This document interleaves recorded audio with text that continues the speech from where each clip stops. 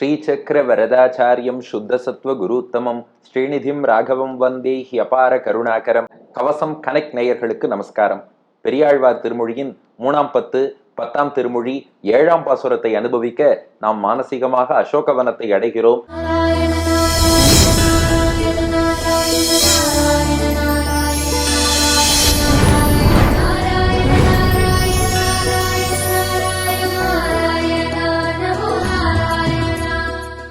சிம்சுபா மரத்தடியில் சீதை, கீழ்கிளையில் அனுமான், தன்னை ராமதூதன்னு நிரூபிக்க இதுவரை 6 அடையாளங்கள் சொல்லிவிட்டார். ஆனா சீதைக்கு 60% தான் நம்பிக்கை வந்ததே ஒழிய இன்னொரு 40% சந்தேகம் இருக்கத்தான் இருக்கு. இப்ப 7வது அடையாளம் சொல்கிறார் ஹனுமான். இது ஒரு முக்கியமான அடையாளம். என்னன்னா, மாரீச்சன் மாயமானாக வந்தானே, அந்த மானு பின்னாடி ராமன் போனானே, ராமன் பின்னாடி லக்ஷ்மணனும் போனானே, இது எனக்கு தெரியும். இதுதான் எல்லாருக்கும் தெரியுமே. சீதை தான் மான் பின்னாடி ராமன் அனுப்பினா. அப்புறம் அந்த மாரீச்சன் இறக்கும் போது ராமன் குரல்ல ஹா சீதா ஹா லக்ஷ்மணான்னு சத்தம் போட்டு இறந்தான். அதனால அப்புறம் ராமனுக்கு ஆபத்துன்னு லக்ஷ்மணன் அனுப்பினா. இதான் தெரியுமே. என்ன இல்ல, ஹனுமான் அதுக்குள்ள இருக்க ரகசியம் தெரியும்னார். என்ன ரகசியம்? அதான் 7வது பாசுரம். மின்னொத்த நுண்ணிடையாய் மெய்யடியேன் விண்ணப்பம், பொன் ஒத்த மான் ஒன்று புகுந்து இனிது விளையாட, நின் அன்பின் வழி நின்று சிலை பிடித்து எம்பிரான் ஏக, பின்னே அங்கு இலக்குமணன் பிரிந்ததும் ஓர் அடையாளம். மின்னொத்த நுண்ணிடையாய் மெய்யடியேன் விண்ணப்பம், பொன்னொத்த மானொன்று புகுந்தினிது விளையாட, நின் அன்பின் வழி நின்று சிலை பிடித்து எம்பிரானேக, பின்னே அங்கு இலக்குமணன் பிரிந்ததுமோர் அடையாளம். சீதையை அழைக்கிறார் ஹனுமான். மின்ன மின்னல்னு அர்த்தம்.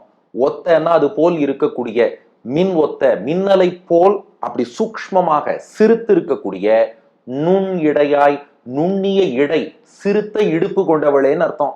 எதுக்கு அப்படி சொல்றார்? ஆமா, சீதைக்கு இடை ரொம்ப சின்னதா இருக்குமா. எவ்வளவு சின்னதா இருக்கும்னா, மின்னல் எவ்வளவு தூரம் ஷார்ப்பா சின்னதா நுண்ணியதா இருக்கும். அப்படிப்பட்ட நுண்ணிய இடை கொண்டவள். ஆனா இதை ஹனுமான் ஏன் சொல்றாருன்னா, மணவாள மாமுனிகள் வியாக்கியானத்துல அழகா காட்டுறார். இது அழகுக்காக சிறுத்த இடைன்னு சொல்லல. ஹனுமான் தாயார் அப்படி வர்ணிக்கணும்னு அவசியமும் இல்லை. அவர் சொன்னதன் காரணம், ராமன் இல்லாதனால சீத்தை உணவு உட்கொள்ளாமல் இழைச்சு இழைச்சு இழைச்சு ஒரு மின்னல் போல ஆயிட்டாலாம்.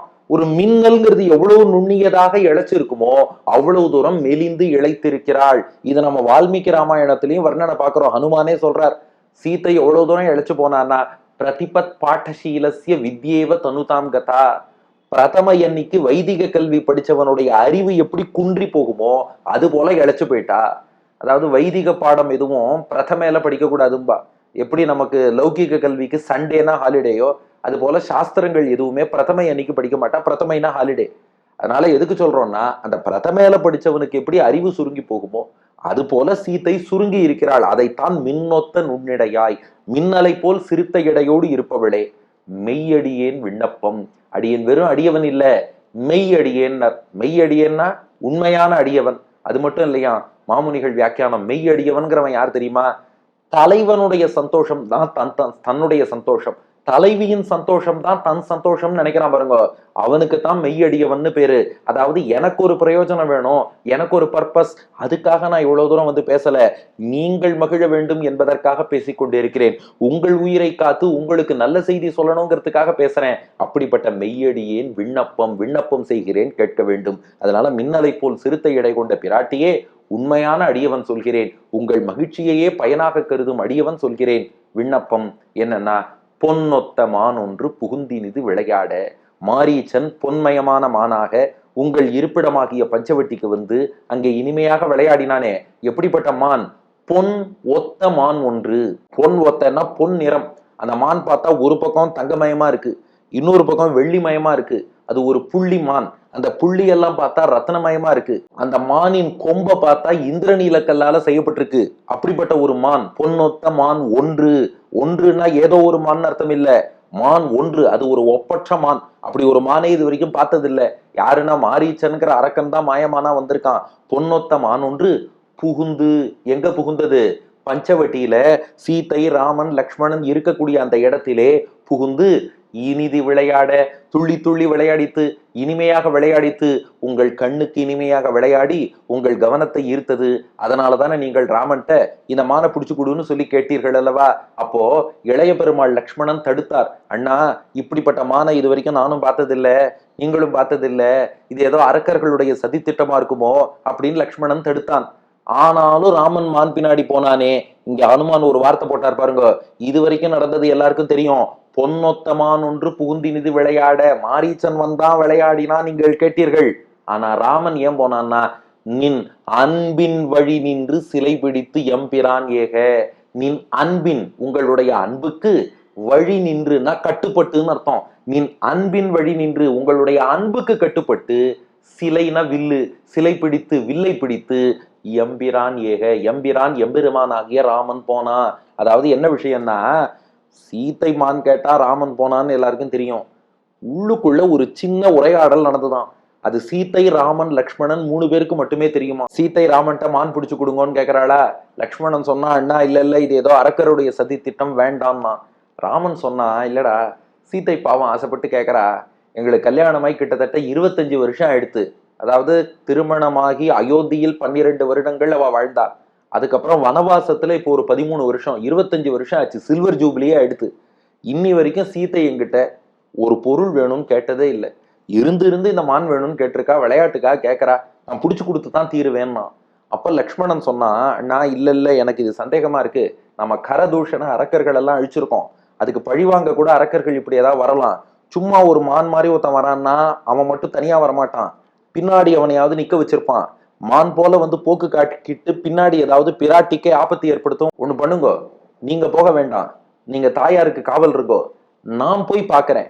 மானா இருந்தா புடிச்சுன்னு வந்துடுறேன், அரக்கனா இருந்தா இவனையும் பிடிச்சு, இவனை யார் அனுப்பினானோ அவனையும் பிடிச்சு கொண்டு வந்துடுறேன், நீங்க இருங்கோன்னு லக்ஷ்மணன் சொல்றான். ராமன் பார்த்தான், தம்பி சொல்றதும் சரிதான், இவன் கெட்டிக்காரன், சரிப்பா நீ போ, யாருன்னு பாரு, ஒருவேளை உண்மையாகவே மானா இருந்தா பிடிச்சுன்னு வா, இல்லையா இவனை யார் அனுப்பியிருக்காங்கிறதையும் பாரு அப்படின்னு லக்ஷ்மணன்ட்ட சொல்லிட்டான். அப்பானா சீத்தை ராமனை பார்த்து ஒரு வார்த்தை சொன்னாலாம், அப்ப நீங்க பிடிச்சு தர மாட்டேளா, தம்பி தான் பிடிச்சு தருவாரான்னாலாம். இந்த வார்த்தைக்குள்ள 1000 அர்த்தம் இருக்கு. பெண்கள் பொதுவா கம்மியா தான் பேசுவா, நான் அர்த்தம் நிறைய இருக்கும். சீத்தை சொன்ன வார்த்தை ராமனை பார்த்து, நீங்க பிடிச்சு தரலையா, தம்பி தான் பிடிச்சு தர போறாரான்னா.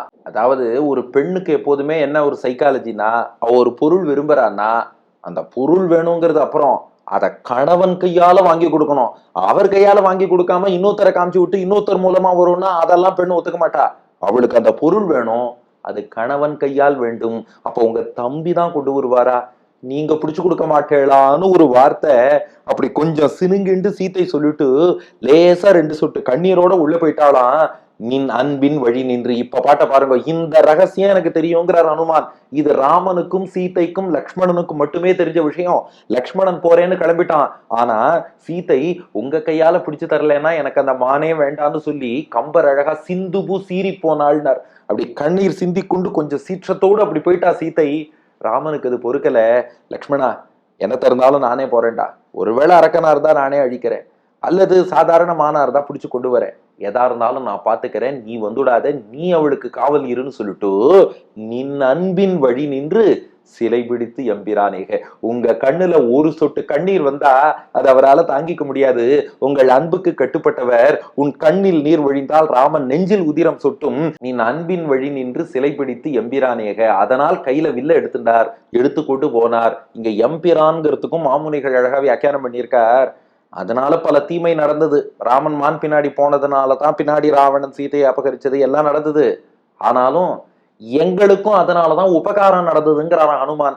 என்னன்னா, இப்படி சீதையை இழந்ததுனால தானே சீதையை தேடணும்னு சொல்லிட்டு சுக்ரீவன்ட்ட வந்து எங்களையும் சேர்த்துண்டு நாங்கள்லாம் இன்னைக்கு ராமதாசர்களாக ஆகி எங்களுக்கு உபகாரம் பண்ணார்னா இதுவும் அதுக்கு மறைமுகமாக ஒரு காரணம் தானே. அதான் எம்பிரான். எம்பிரான்னா எங்களுக்கு பேருதவி செய்தவர்னு அர்த்தம். எங்களுக்கு பாருங்க, இந்த மான் பின்னாடி போறாப்புல போய் அதை சாக்கா வச்சுட்டு எங்களையும் தொண்டர்கள்னு ஏத்துக்கிற ஒரு வாய்ப்பை ஏற்படுத்தின்றாரே எம்பிரான். எங்களுக்கு பேருதவி செய்த ராமன் ஏக, அவன் புறப்பட்டு செல்ல அப்புறம் உன்னை ஒழிச்சு சொன்னார் ஹனுமான். பின்னே அங்கு இலக்குமணன் பிரிந்ததுவும், அங்குன்னா அங்கிருந்து, இலக்குமணன்னா லக்ஷ்மணன், அங்கு இலக்குமணன் பிரிந்ததுவும், அப்புறம் லக்ஷ்மணன் பிரிஞ்சு போனான். இந்த பின்னேன்னு இருக்கே, எதுக்கு பின்னே? நாம என்ன சொல்லுவோம், ஆமா அந்த மாரீச்சன் கடைசியா அவன் அரக்கன்னு ராமன் புரிஞ்சுட்டான். அவன் மீது அம்பு போட்டான். அவன் ராமன் குரல்ல ஹா சீதா ஹா லக்ஷ்மணான்னு கத்தினான். கத்தினவுடன் பின்னே அதுக்கப்புறம் ஆஃப்டர் தட் லக்ஷ்மணன் பிரிஞ்சு போயிட்டான். அந்த பின்னே இல்ல. ஹனுமான் என்ன சொல்றார், உங்களுக்கும் லக்ஷ்மணனுக்கும் மட்டும் தெரிஞ்ச அந்த விஷயம் கூட அது எனக்கு தெரியும். அதாவது அவன் ஹா சீதா ஹா லக்ஷ்மணான்னு சத்தம் போட்டு ராமன் குரல்லையே சத்தம் போட்டுட்டு மாரீச்சன் உயிரை விட்டான். அப்ப நீங்கள் லக்ஷ்மணன்ட்ட ராமனு ஆபத்து காப்பாத்துறதுக்கு போ என்று சொன்னீர்கள். லக்ஷ்மணன் என்ன சொன்னான், ராமனை யாராலும் ஒண்ணும் பண்ண முடியாது, நிச்சயமா எங்க அண்ணாவுக்கு ஆபத்து வராது, தைரியமாக இருங்கள்னு சொன்னான். ஆனா நீங்க கேட்கல. ஏண்டா ராமனுக்கு ஆபத்துங்கிற, இன்னுமா பக்கத்துல இருக்க, போறியா இல்லையான்னு கேட்டீர்கள். லக்ஷ்மணன் அப்பவும் சொன்னான், தாயே உங்களுக்கு பாதுகாப்பு தர சொல்லி ராமன் கட்டளையிட்டு இருக்கார், அவர் கட்டளையை மீறி நான் போக மாட்டேன்னா. அப்ப நீங்கள் என்ன சொன்னீர்கள், என்ன அபகரிக்கிறதுக்காகத்தானே நீ இந்த மாதிரி இருக்க, ராமனுடைய வதை அவனுடைய மரணம் உனக்கு இஷ்டம் தானே, நீ இப்போது போகாவிட்டால் நான் நெருப்பில் குதிப்பேன், நதியில் குதிப்பேன், விஷம் குடிப்பேன், தூக்குமாட்டி கொள்வேன், உயிரை விடுவேன், பல பல சுடுசொல் பேசினீர்களே. அதுக்கப்புறம் தானே லக்ஷ்மணன் போனா. ஆனா ஹனுமானுக்கு தாயார் அப்படி ஒரு சுடுசொல் பேசினாங்கிறத தன் வாயால நேரா சொல்றதுக்கு இஷ்டம் இல்லை. அதனால என்ன பண்ணிட்டார், அதுக்கப்புறம்னார். எதுக்கப்புறம்ங்கிறது உங்களுக்கும் தெரியும் எனக்கும் தெரியும், அதை எதுக்கு என் வாயால சொல்லணும். எவ்வளவு அழகான விஷயம் பாருங்க. ஒரு தப்பு நடந்ததுன்னா திரும்ப திரும்ப அவரை கூப்பிட்டு ஏன் இப்படி பண்ண சொல்லக்கூடாது. பாருங்க நீங்க இப்படி தப்பு பண்ணேள், அதனாலதான் இங்க வந்து கஷ்டப்படுறேள், தேவையே இல்லை. அது நடந்ததோ இல்லையோ, பின்னே அதுக்கப்புறம் எதுக்கப்புறம்ங்கிறது உங்களுக்கும் தெரியும் எனக்கும் தெரியும். பின்னே அங்கு இலக்குமணன் பிரிந்ததும் ஓர் அடையாளம். அதுக்கப்புறம் லக்ஷ்மணன் போனா பாருங்க, அதுதான் 7வது அடையாளம். அது கூட அது எனக்கு தெரியும். அதனால மான் பின்னாடி ராமன் போனா, ராமன் பின்னாடி லக்ஷ்மணன் போனான்னு ஊருக்கு தெரியும். ஆனால் நீங்கள் ராமன் கையால் பிடித்து தர வேண்டும்னு கேட்டீர்களே, அதுவும் தெரியும். லக்ஷ்மணனை பார்த்து சில சுடுசொல் பேசினீர்களே, அதுவும் தெரியும். நீங்க லக்ஷ்மணனை பார்த்து பேசின சுடுசொல் உங்களுக்கும் லக்ஷ்மணனுக்கும் தான் தெரியும். ராமன் கையால தான் பிடித்து தரணும்னு சொன்னதும் உங்களுக்கு ராமனுக்கு லக்ஷ்மணனுக்கு தான் தெரியும். அப்படி இருக்க அந்த விஷயத்த நான் சொல்றேன்னா, ஒண்ணு ராமனோ லக்ஷ்மணனோ என்னிடம் சொல்லாமல் எனக்கு எப்படி தெரிய வாய்ப்பு இருக்கு, அதனால அடியன் ராமதூதன் என்றார் ஹனுமான். சீதை அழகா ஒரு கேள்வி கேட்டாலும், அதெல்லாம் சரிதான்ப்பா, பின்னே அங்கு இலக்குமணன் பிரிந்ததும் அதுக்கப்புறம் பிரிஞ்சு போனா, நின் அன்பின் வழி நின்று சிலை பிடித்து எம்பிரானேக, உன் அன்புக்காகத்தான் ராமன் போனா, அதெல்லாம் சரிதான். இந்த அரக்கர்களே ஒற்றர்களை வச்சு கண்காணிப்பா. ஒரு மாயமான ஒருத்தன் வரான்னா குருவி வடிவத்துல வண்டு வடிவத்துல இன்னும் 4 அரக்கன் இருந்து என்ன பேசிக்கிறான்னு கவனிச்சிருப்பான். அப்படிப்பட்ட அரக்கனா, ஏன் குரங்கு வடிவில் உள்ள அரக்கனா கூட நீ இருக்கலாம். ஆனா இவ்வளவு நுட்பம் சொல்றதுனால ஒரு 70% உன் மேல நம்பிக்கை வரதே ஒழிய, இன்னொரு 30% ஒருவேளை நீ அரக்கனாவே இருந்து இதெல்லாம் தெரிஞ்சு வச்சுன்னு வந்து பேசுறியோ அப்படிங்கிற சந்தேகமும் இருக்குப்பா. 70% நம்பிக்கை வந்துருத்து, ஆனா 30% உன் மேல இன்னும் சந்தேகம் இருக்கு அப்படின்ட்டா சீத்தை. இப்ப அடுத்து ஒரே அடையாளம் சொல்ல போறார்.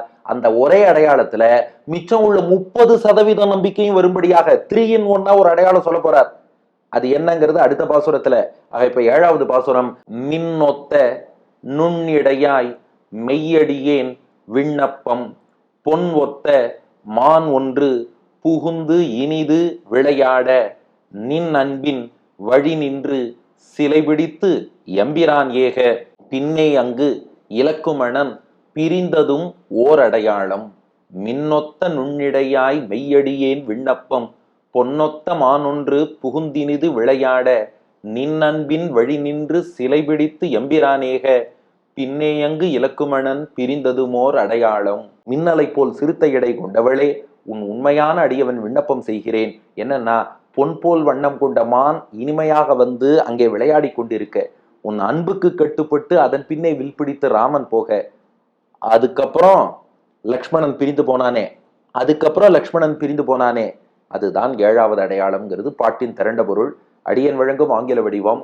ஓ my gods, with slender waist resembling lightning, your true devotee is submitting this application. When that golden deer came to your place and was playing joyfully, because Rama was subservient to your love, he took the bow in his hand and went behind the deer. Afterwards, Lakshmana also went behind him. This is the 7th evidence என்பது இதற்கான ஆங்கில வடிவம். இப்போ இதுக்கு அடுத்த பாசுரம், ஒரே அடையாளம், 30% நம்பிக்கை வரணும். அது என்ன அடையாளம்? அதுதான் மோதிரம். அதை உடனே கொடுக்க கூடாது. இத்தனை விஷயமும் ராமனை பத்தி அறிந்து கொண்டவன் எல்லாம் சொல்லிட்டு அந்த ராமனே அனுகிரகித்து இந்த மோதிரத்தையும் கொடுத்திருக்காருன்னு சொன்னா சீதைக்கு முழுமையான நம்பிக்கை வரும்னு 8வது பாசுரத்துல பிரம்மாஸ்திரத்தை கையில எடுக்க போறார் அனுமான். அதை அடுத்த பகுதியில் காண்போமா? பெரியாழ்வார் திருவடிகளே சரணம்.